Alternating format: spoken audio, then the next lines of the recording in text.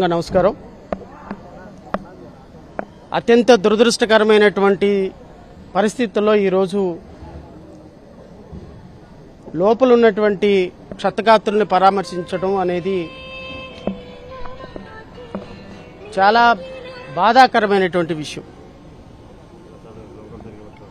ముందుగా చనిపోయినటువంటి వ్యక్తుల కుటుంబాలకు, క్షతగాత్రులుగా ఉండి ప్రాణాల కోసం పోరాడుతున్నటువంటి వీరందరికీ కూడా యావత్ రాష్ట్ర ప్రజల తరపు నుంచి వారి కుటుంబాలకి సానుభూతిని తెలియజేస్తున్నాం. నిన్న జరిగినటువంటి సంఘటన అది ఒక దుర్ఘటన అని మనం అందరం అనుకుంటున్నాం. కానీ ఇది ప్రభుత్వ హత్యలు. ఇది దుర్ఘటన కాదు, ఇవి ప్రభుత్వ హత్యలు. ఎందుకు అంటే ఈరోజు ప్రాణాలతోటి చెలగాటమాడుతున్నటువంటి లోపల ఉన్నటువంటి వ్యక్తులు కనీసం కన్నీరు కార్చడానికి కూడా కన్నీరు రాని పరిస్థితుల్లో ప్రాణాలతోటి చెలగాటమాడుతున్నారు. ఎందుకు జరిగిందో, ఎలా జరిగిందో తెలియని అయోమయ పరిస్థితుల్లో 22 మంది ప్రాణాలు కోల్పోయి వాళ్ళ కుటుంబాలు ఈరోజు రోడ్డున పడిన పరిస్థితి. నేను ఈరోజు రాష్ట్ర ప్రజలకి మీ ద్వారా ఒక చిన్న ఆర్టికల్ని చదివి వినిపిస్తా. 33 బాణసంచి తయారీ కేంద్రాలకు అగ్నిమాపక ఎన్ఓసీలు లేవు.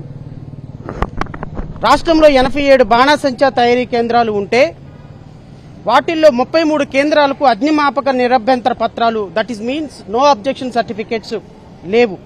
తనిఖీల్లో వెల్లడైంది. ఇవన్నీ కాకినాడ, తూర్పుగోదావరి, డాక్టర్ బిఆర్ అంబేద్కర్ కోనసీమ, అనకాపల్లి జిల్లాల పరిధిలోనే ఉన్నాయి.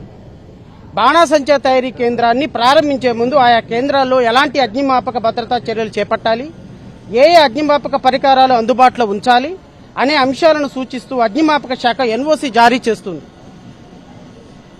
రెవెన్యూ శాఖ నుంచి లైసెన్స్ పొందిన తర్వాత బాణసంచా తయారీ కేంద్రాలు నిర్వాహకులెవరూ అగ్నిమాపక ఎన్ఓసీలు రెన్యువల్ చేయించుకోవటం లేదు.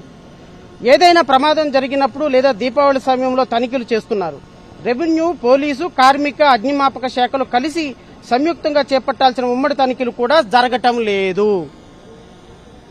నేను అడుగుతున్న రాష్ట్ర ప్రజల తరపున, ఇన్ని వందల వేల మంది అధికారులు, పోలీస్ ఆఫీసర్లు, fire department, pollution control department, ఇంతమంది అధికారులు ప్రజల దగ్గర నుంచి, ప్రజలు కట్టిన పన్నుల్లో నుంచి మీరు జీతాలు తీసుకుంటూ ఈరోజు అగ్నిమాపక ఎన్ఓసీలు లేకపోయినా, పొల్యూషన్ కంట్రోల్ బోర్డు పర్మిషన్స్ లేకపోయినా ఈరోజు వాళ్ళ దగ్గర నుంచి లంచాలు తీసుకుని 22 మంది ప్రాణాలు బలి కొనడానికి కారణమైనందుకు ఎవరిని బాధ్యత వహించాలో మీరే చెప్పమని అడుగుతున్నాను. నేను ఎవరు ఈరోజు బాధ్యత వహిస్తారో మీరే చెప్పమని అడుగుతున్నా.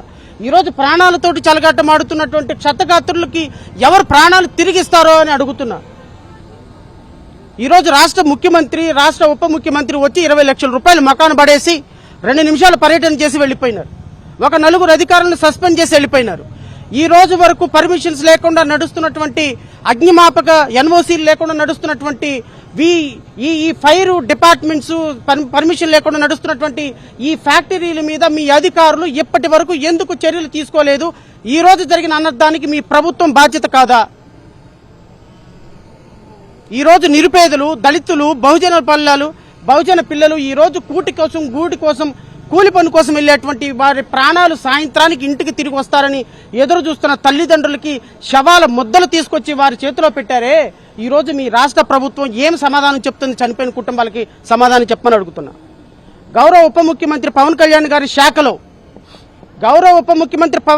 గారి శాఖలో పనిచేస్తున్నటువంటి పొల్యూషన్ కంట్రోల్ బోర్డు పర్మిషన్ లేకుండా నడుస్తున్నటువంటి, ఈ ఫైర్ డిపార్ట్మెంట్ పర్మిషన్ లేకుండా నడుస్తున్నటువంటి ఈ ఫ్యాక్టరీలకి ప్రాణాలు పోగొడుతుంటే పవన్ కళ్యాణ్ ఏం చేస్తున్నాడని అడుగుతున్నాం. పైగా అసెంబ్లీలో మీరు ప్రకటిస్తారు, పొల్యూషన్ కంట్రోల్ బోర్డు పర్మిషన్ తీసుకోమని ఎవరినైనా ఫ్యాక్టరీని ఇబ్బంది పెడితే వాళ్ళు ఫ్యాక్టరీలు మూసేస్తారు, కాబట్టి చూసి చూడనట్టు వెళ్ళాలి అని అసెంబ్లీలో ప్రకటన చేసిన నీచమైనటువంటి ఉప ముఖ్యమంత్రి ఈ రాష్ట్రంలో ఎవరైనా ఉన్నారంటే చరిత్రలో మీరు ఒక్కళ్లే. రాయవరంలో మొన్న జరిగింది, నిద్ర మేల్కోలా. గుంటూరు జిల్లాలో మొన్న జరిగింది, నిద్ర మేల్కోలా. ఈ రోజు రాష్ట్రంలో ఇన్ని వందల ఫైర్ యాక్సిడెంట్లు జరుగుతుంటే నిమ్మకు నీరెత్తినట్టు సినిమా షూటింగుల్లో మెట్లు గడగటానికి, కనకదుర్గమ్మ గుడి మెట్లు గడగటానికి, తిరుమల లడ్డూలో పందికొవ్వు కలిసిందని చెప్పడానికి చూపించిన ఇంట్రెస్ట్ మీ శాఖలో పనితీరులో చూపించకపోతుంటే రాష్ట్ర ప్రజలు ఎవరిని అడగాలని అడుగుతున్నారు. ఎక్కడికి వెళ్ళాలి రాష్ట్ర ప్రజలు? ఈ రోజు ప్రాణాలు కోల్పోయినటువంటి వ్యక్తులకి 20 లక్షల రూపాయలు మకాన పడేసేసి గడ్డం సవరించుకుంటా ఫ్లైట్ ఎక్కేసి వెళ్ళిపోయినావే. ఈ రోజు రాష్ట్రంలో ఇలాంటివి జరిగితే పరిస్థితి ఏంటి? నేను అడుగుతున్నా, జేబీపీ పార్టీ నుంచి నేను డిమాండ్ చేస్తున్నా, చనిపోయిన ప్రతి ఒక్క కుటుంబానికి ₹1 కోటి ఎక్స్గ్రేషియా చెల్లించి తీరాల్సిందే. చనిపోయినటువంటి వ్యక్తుల యొక్క కుటుంబాలలో ఒకరికి ప్రభుత్వ ఉద్యోగం ఇచ్చి తీరాల్సిందే. చనిపోయిన వ్యక్తుల కుటుంబాలలో ఉన్నటువంటి వ్యక్తులకు 5 ఎకరాల పొలం ఇవ్వాల్సిందే. ఇవన్నీ మీరు దాయదాక్షిణంగా ఇవ్వాల్సిన అవసరం లేదు. పవన్ కళ్యాణ్ గారు, ముఖ్యమంత్రి చంద్రబాబు నాయుడు గారు చట్టంలో దళిత బిడ్డలకి ఉన్నటువంటి హక్కుని వాడుకొని మేము అడుగుతున్నాం. మాకు చట్టంలో హక్కు ఉంది. ఈ రోజు చనిపోయినటువంటి వ్యక్తులు మీ ప్రభుత్వం మర్డర్ చేసింది. ఎవరెవరైతే చనిపోయినారో, ఎవరెవరైతే చనిపోవడానికి కారణమైనారో మీ అధికారుల మీద కూడా మర్డర్ కేసు పెట్టి వాళ్ళని విచారణ చేయాలని చెప్పేసి నేనైతే డిమాండ్ చేస్తున్నాను. ఈ రోజు 4 అధికారులను సస్పెండ్ చేసి వెళ్ళిపోయినారు. తూతు మంత్రంగా 4 అధికారులు 4 రోజులు పోయిన తర్వాత ఒక్కొక్కడు వెళ్ళిపోయి ₹1 కోటి కట్టేసి మళ్ళీ పోస్టింగులు తెచ్చుకుంటాడు. పెద్దాపురం కాకపోతే అమలాపురం కాకపోతే అనకాపల్లి. వాళ్ళకి ఉద్యోగాలు చేయడానికి కొదవైంది, లంచాలు తీసుకోవడానికి కొదవైంది. మీ మంత్రులు, మీ ఉప ముఖ్యమంత్రులు, మీ ముఖ్యమంత్రులే లంచాల్లో జోగారుతుంటే నేను మీ ద్వారా రాష్ట్ర ప్రజలకు కూడా ఇంకొక మాట చెప్తా. 2025 జనవరి నెలలో ఈ రాష్ట్ర ప్రభుత్వం అత్యంత దుర్మార్గకరమైన ఒక జీవో తీసుకొచ్చింది. ఏంటో ఆ జీవో తెలిసిన? రాష్ట్రంలో ఏ పరిశ్రమకి లైసెన్స్ లేకపోయినా, ఏ బిల్డింగ్ కి పర్మిషన్ లేకపోయినా, ఏ బిల్డింగ్ వైలేషన్ ఉన్నా, రాష్ట్రంలో ఏ విధమైన పర్మిషన్ లేకుండా బిల్డింగ్లు కట్టినా వాటన్నింటినీ కూడా రెగ్యులరైజ్ చేస్తాం. వాటన్నిటికీ కూడా పర్మిషన్లు ఇస్తాం. మీరు డబ్బులు కట్టండి చాలు. 5 అంతస్తులు కట్టాల్సిన 10 అంతస్తులు కట్టినా బిల్డింగ్ ఇచ్చేస్తాం. పర్మిషన్ లేకుండా బిల్డింగ్ కట్టినా డబ్బులు తీసుకురండి, మీకు రెన్యువల్ చేసేస్తామని దుర్మార్గకరమైనటువంటి జీవో ఇస్తే ఆ జీవోని హైకోర్టుకి వెళ్లి సస్పెండ్ చేయించి ఈ రోజు కొన్ని 100 మంది ప్రాణాలు కాపాడిన వ్యక్తులం మేము.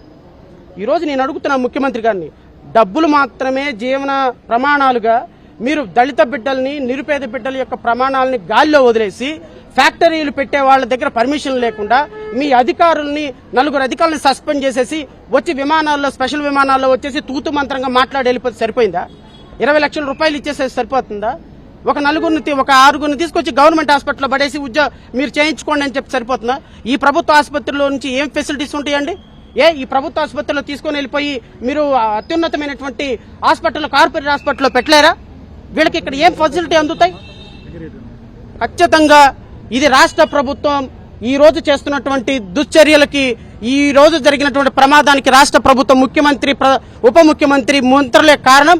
వారికి రాష్ట్ర పరిపాలన మీద అవగాహన లేదు, రాష్ట్రంలో పరిశ్రమల మీద అవగాహన లేదు, రాష్ట్రంలో అధికారులు లంచాలు తీసుకుంటున్నారు. ఏ విధంగానూ రాష్ట్ర ప్రభుత్వం వీరికి న్యాయం చేయకపోతే నేను చెప్తున్నా, నేను మీ మీడియా సాక్షిగా నేను ముఖ్యమంత్రి చంద్రబాబు నాయుడుకి, ఉప ముఖ్యమంత్రికి వార్నింగ్ ఇస్తున్నా.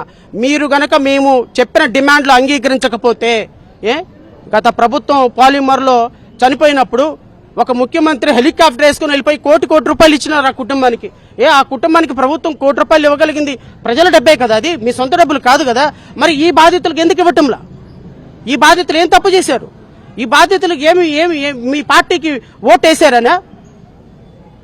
సో కాబట్టి రాష్ట్ర ప్రభుత్వం తక్షణమే డిమాండ్లు అంగీకరించకపోతే బాధితులందరి తరపున, వారి కుటుంబాల తరపున రోడ్డు మీదకి వచ్చి కూర్చుంటాం, న్యాయ పోరాటం చేస్తాం.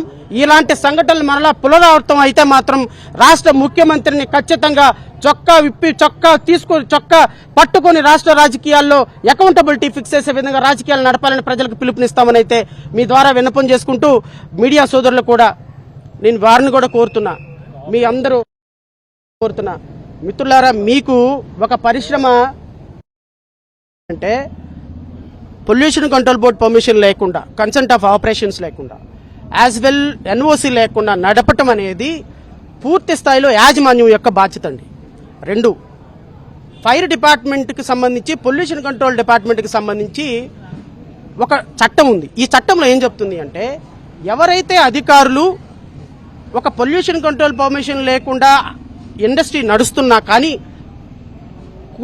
ఖాళీగా కూర్చొని దాన్ని పట్టించుకోకుండా ఉంటే చట్టంలో వాళ్ళ మీద కూడా శిక్షకు అర్హత అనేటువంటి ఒక చట్టం ఉంది. సో కాబట్టి నేనేమంటానంటే, ఈ సందర్భంలో ఎవరైతే యాజమాన్యాలు దీనికి బాధ్యతగా పూర్తి స్థాయిలో వాళ్ళు చనిపోవడానికి కారణమైనారో, నిర్లక్ష్యానికి కారణమైనారో, వాళ్ళకి 304A కింద అంటే 14 సంవత్సరాలు జైలు శిక్ష పడేటువంటి ఒక సెక్షన్ ఉంది. ఆ సెక్షన్లో ఎవరైతే ఈ ఫ్యాక్టరీ నడుపుతున్నారో వాళ్ళు, ఈ ఫ్యాక్టరీకి పర్మిషన్స్ లేకపోయినా కూడా అలౌ చేసిన అధికారులు పూర్తి బాధ్యత వహించాలి. ఈ రెండు విషయాల్లో బాధితులు కలిసి వస్తే ఖచ్చితంగా హైకోర్టులో కేసు వేస్తాం. న్యాయపరంగా అధికారుల్ని ఎవరైతే ఫ్యాక్టరీ నడుపుతున్నారో వాళ్ళని ఫిక్స్ చేసే అవకాశం ఉంటుంది. ఇక పవన్ కళ్యాణ్, చంద్రబాబు నాయుడు ముఖ్యమంత్రిగా, ఉప ముఖ్యమంత్రిగా, కార్మిక శాఖ మంత్రిగా ఉన్నటువంటి వ్యక్తులు లీగల్గా వాళ్ళ మీద బైండ్ ఫిక్స్ చేయకపోయినా ప్రజల్లో చైతన్యం తీసుకురావాలి అంటే చట్టాలు చక్కగా పనిచేసేటట్టు అధికారులకు ఆదేశాలు ఇవ్వాల్సింది మంత్రులు, ముఖ్యమంత్రులే కదండి. మీరు కాదు కదా. నేను చెప్తే ఊరుకుంటారా? నిన్న ఆర్డీఓని, డిఎస్పీని సస్పెండ్ చేశారు. ఆర్డీఓ ఎవ్రీ మంత్, ఎవరు లేబర్ ఆఫీసర్ ఎవ్రీ మంత్ వెళ్ళిపోయి ఎవ్రీ మంత్ 5 లక్షలు 10 లక్షలు వాళ్ళ దగ్గర నుంచి లంచాలు తీసుకొస్తే ఆ లంచాలు తీసుకొచ్చి ఎవరికి ఇస్తున్నారంటే మంత్రులకి, ఉప ముఖ్యమంత్రులకే ఇస్తున్నారండి. లేకపోతే వాళ్ళకి ఆ పోస్టింగ్ లేవు.